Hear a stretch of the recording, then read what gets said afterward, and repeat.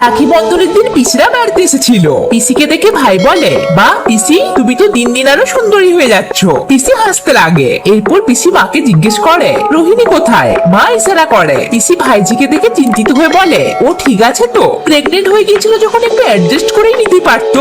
এই অবস্থায় কেউ ডিভোর্স দেয়? এটা ভাই শুনতে পায়। পিসি মশাই বাবাকে বলে, একটা ছোট বাচ্চার কত দায়িত্ব, রোহিণী একা ম্যানেজ করতে পারবে তো? এইসব শুনে ভাই খুবই বিরক্ত হচ্ছিল।